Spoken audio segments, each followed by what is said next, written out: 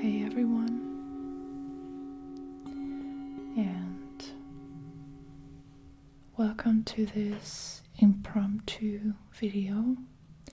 I was planning on making a different video, but I just got this sudden inspiration to make this video for you. And I also included a little bit of one of my favorite blends just for composition's sake. I think it looks interesting to have a little bit of greenery in the picture. And today's video is going to be about trying to figure out how we could be more effective in communicating in relationships. And when I say relationships, I do not only mean romantic relationships, but all kinds of relationships, friendships, family relations. We all know that the basis of any good relationship is communication. But in practice, it's really hard to do. So I wanted to ask the tarot to give us some guidance on how we can improve in this regard, how we can develop better communication skills, or what strategies could help us reach better results. And this is going to be a freestyle reading. I haven't planned anything this time.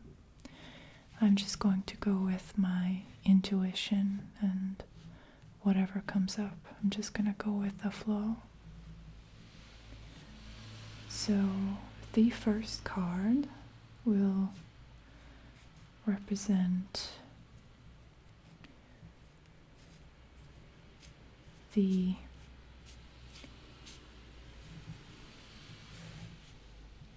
person who's standing in the middle of all of this. So that's me and you, whoever is watching this video. This is going to be the card that represents us. So this is going to give us some information on where we stand in this whole situation. Okay. The next card will represent the ideal way of communication. I would really like to know what that is. What's the ideal that we should be striving towards, as opposed to what we're doing now?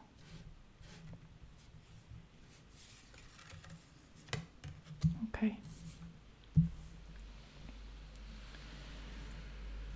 And I would like to draw a card that represents the obstacle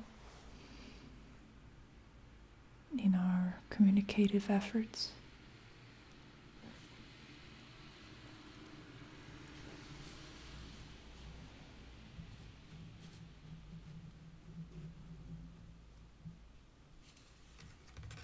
Okay, so this is the obstacle. And one more card to offer us some guidance on how we can deal with this obstacle, how we can get closer to communicating better, what we need to do to become better communicators. Okay.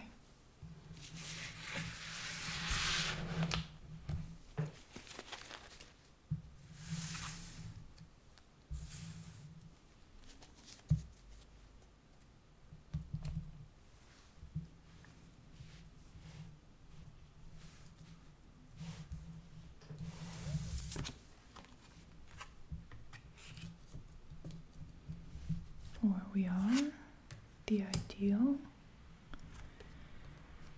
the obstacle, and what we need to do. Okay, that's interesting because we have Pentacles cards here and swords down here, or I believe they are called clouds in the Osho Tarot deck, and Pentacles are rainbows. Okay, so the first card represents us, and what a wonderful, beautiful card. So this is called maturity, and I believe it's the Ace of Pentacles. That's what it would be in the traditional tarot. So aces represent potential in each case, and pentacles are connected to the physical, earthly aspect of our being. And so the Ace of Pentacles represents someone who is really open to finding practical ways to develop, to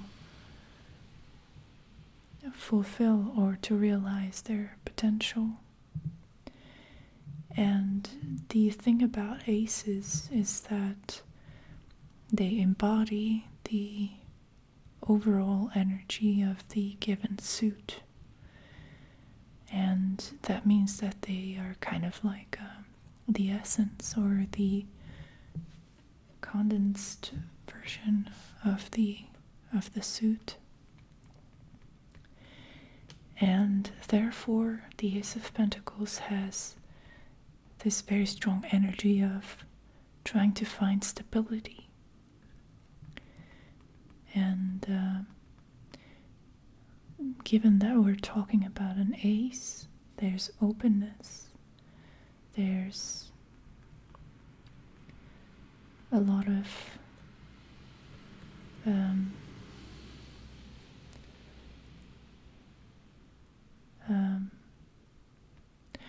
there's a great ability or a great tendency to accept outside influences. So it's kind of like an open door or an open window, and we're ready to absorb more knowledge and to develop ourselves.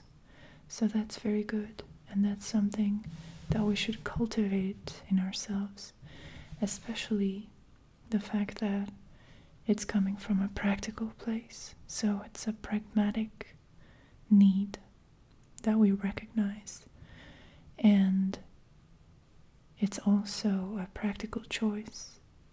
So it's not theoretical, it's not emotional, and it's not object to the fluctuations of our motivation and our passion. It's something that we realize that we need to do in order to build something long term, in order to be successful on the physical plane. So yeah, I think that's very important to keep that in mind.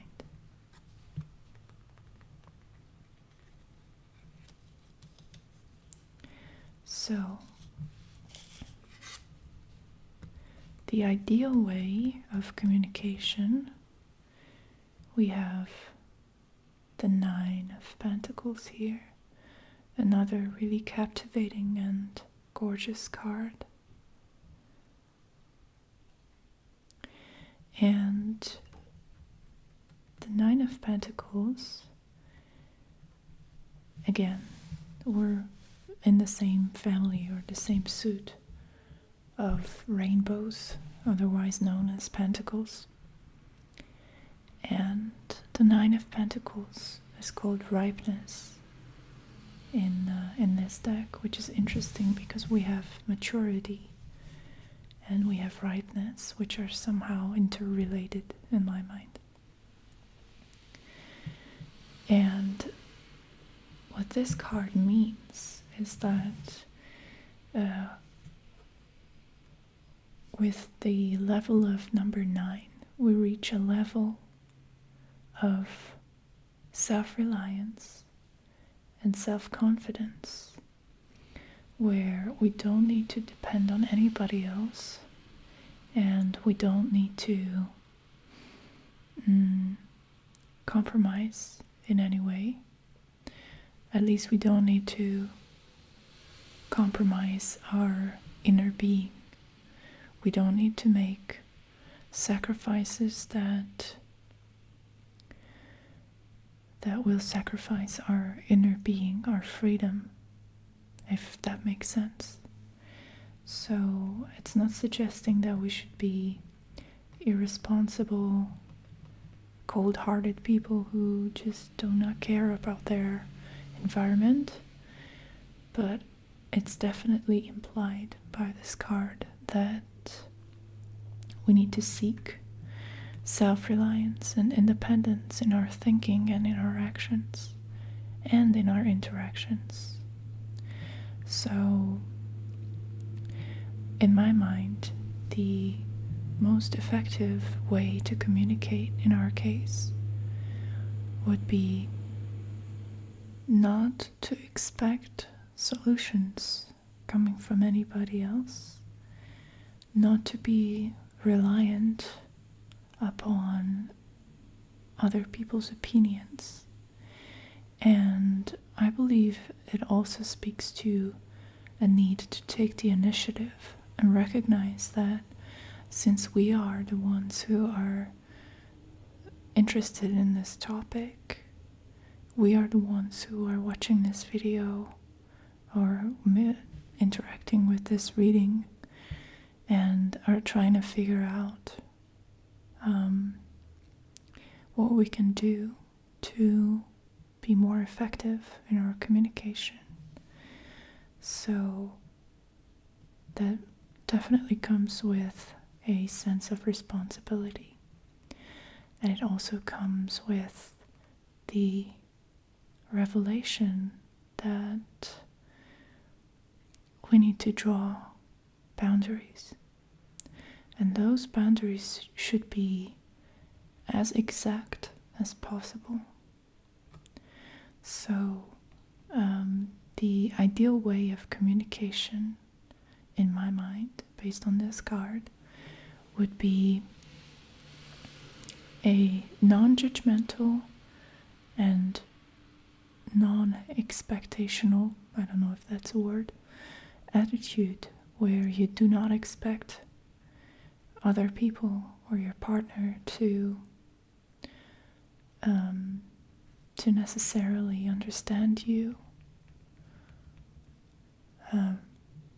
right off the bat, and to understand that your integrity and your independence is so important and so essential to your well-being and to the effectiveness of your communication, that it should be consciously cultivated and appreciated and developed and nourished.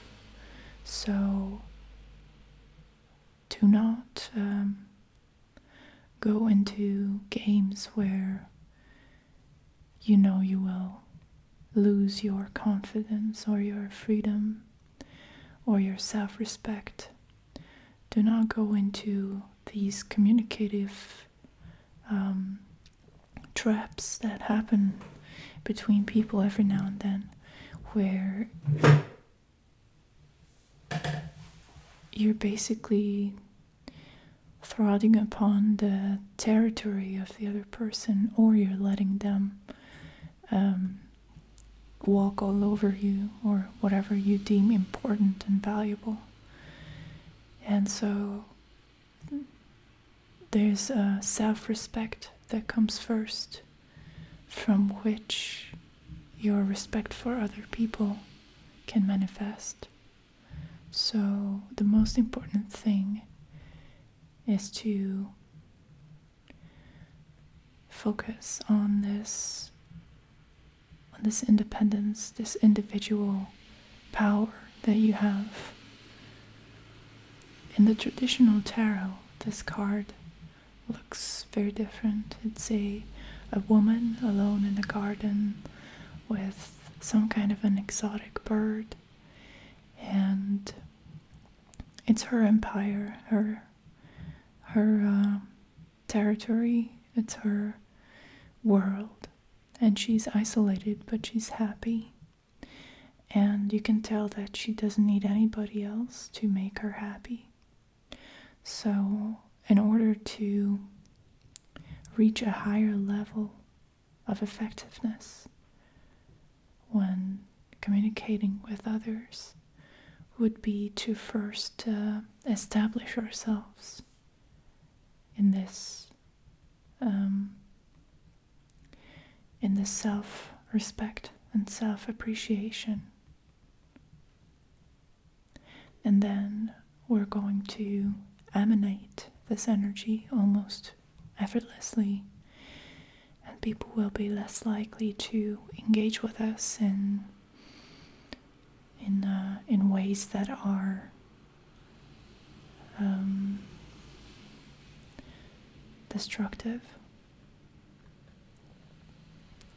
So, yeah. So the key is to find this stability in ourselves and to really know who we are and what we want and where we're going.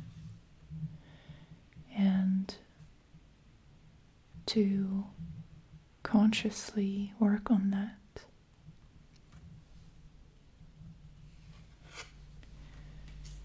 Now, this next card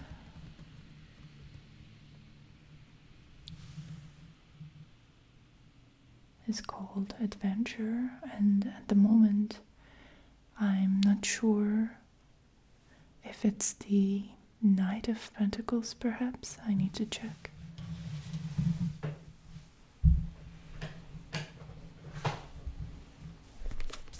Perhaps it's the Page of Pentacles. That would make a little more sense. Okay, let me see if I can find it.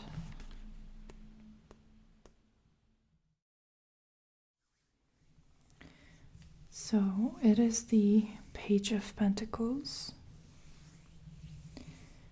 and the Page of Pentacles is the obstacle in this specific spread. And in and of itself, this is not a negative card in any way, but it does indicate an inexperienced, almost naive way of looking at things, especially things that have to do with the Pentacles energy. So everything to do with pragmatic, practical decisions. So I believe that the most important factor that is standing in our way is our lack of experience, our lack of skills, our lack of knowledge. And it is an opposing energy to the Nine of Pentacles in a way, because the Page of Pentacles suggests that there is a need for guidance coming from the outside, while the Nine of Pentacles is this perfection that you experience within yourself and by yourself, this independence, this self-contained strength, while the Page of Pentacles relies on others and is way too impressionable in a way, and is not as structured, not as well defined as the Nine of Pentacles. So I would say that in this particular context, the obstacle is our readiness to react to whatever is presented to us without questioning it. Because that's what the Page of Pentacles does. He's following up with whatever is given to him, and he's trying to improve, but he's very open to suggestion. And in our case, that's no longer an advantage. It's more confusing than anything.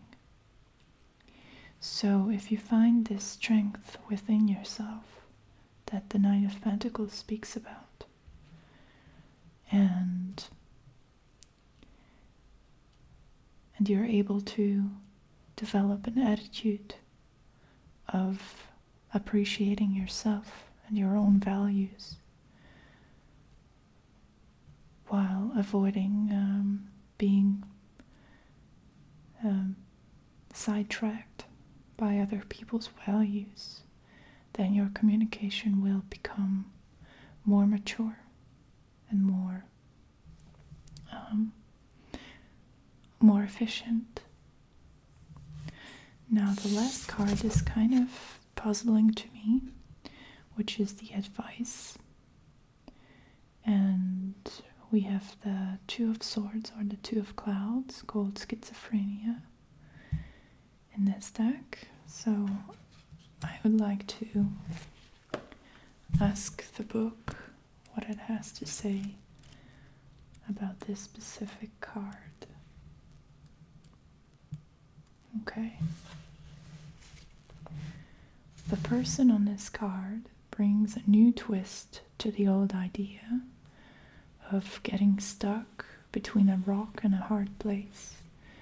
But we are in precisely this sort of situation when we get stuck in the indecisive and dualistic aspect of the mind. Should I let my arms go and fall head first, or let my legs go and fall feet first? Should I go here or there? Should I say yes or no? And whatever decision we make, we will always wonder if we should have decided the other way. The only way out of this dilemma is, unfortunately, to let go of both at once. You can't work your way out of this one by solving it, making lists of pros and cons, or in any way working it out with your mind. Better to follow your heart if you can find it. If you can't find it, just jump. Your heart will start beating so fast. There will be no mistake about where it is. Okay. So the Osho Zen Tarot deck has a very grim perspective on the sword suit, but traditionally this would be the Two of Swords, which is not the worst card you could get from the sword suit. And I need to repeat myself because I've said this before. There's no such thing, in my opinion, as positive and negative cards. But obviously we're human, so we're guided to make those judgment decisions, and I keep on saying positive and negative cards just as a way of guiding those who are perhaps only learning the tarot at this point, because I know I have quite a few viewers who are interested in learning more. So yeah, so I just wanted to put that out there. But anyways, so in the traditional tarot, the Two of Swords is a person sitting on next to a body of water, and they have two swords in their hands. They're blindfolded, and the swords are crossing one another in front of their chest. So the swords are crossing the heart. And that definitely indicates a situation where you're not in touch with your heart, where you're more focused on abstractions and perhaps meditating on a good intellectual solution to a problem. So I would like to draw another card to get a better understanding of what this card is trying to tell us.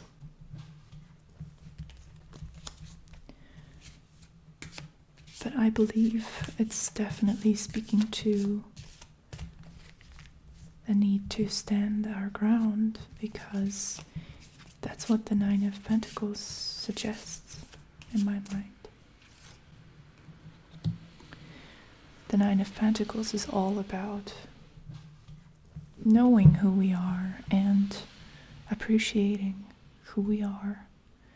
And the Two of Swords can be kind of indecisive and passive. Okay, so we have the Ten of Swords here, which interestingly is not depicted in a dramatic and awful way in this deck, and it's called Rebirth. So these two swords cards, or clouds, they indicate to me that there needs to be the tyranny of the mind has to end, and I'm going with the position that the Osho Zen Tarot deck has on the mind for the time being.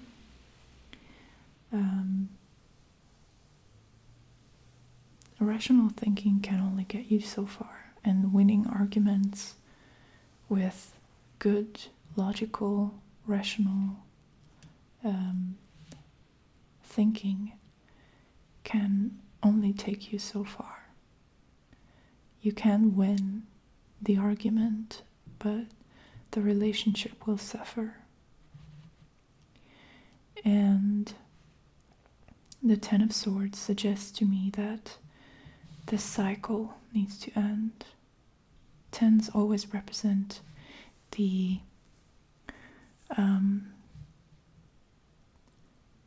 final stages of a story, of a narrative, and the rebirth, or the reinventing of your communication has to happen through discarding or disregarding these combative qualities of the mind that are, I would say, very typical, because the mind can become our worst enemy. It can torture us. It can make us believe horrible things about ourselves. And it's highly impractical to follow the mind in each situation.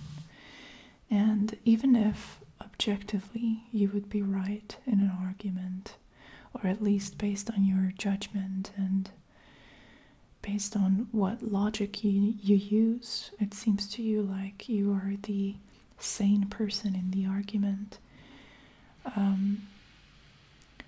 That's not going to take you anywhere. That's not going to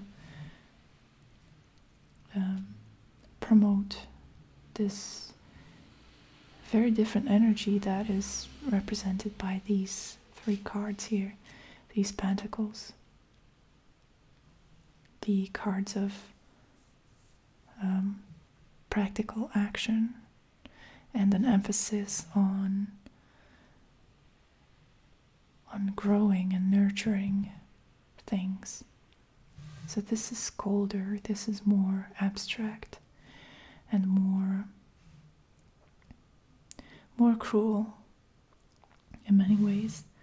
So what we need to do is let go of that critical side of ourselves.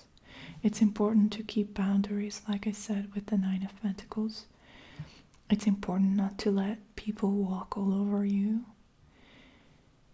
But at the same time, it's important to disengage with that part of the mind that is creating more problems than solving them. So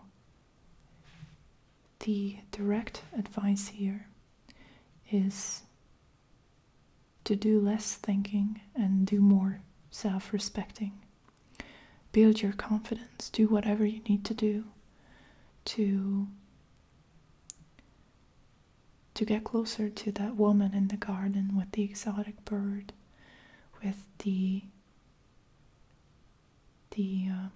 self-reliance that she exercises, the independent spirit that she has, and drop these competitive ideas of trying to solve these problems with logic purely, with presenting better arguments, because that's not the way to go about it.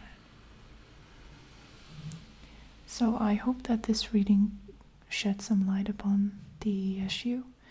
It certainly helped me and reinforced my perception of how this problem could be handled. And let me know in the comments what you think. And yeah, thank you for watching. And I hope to see you in my next video.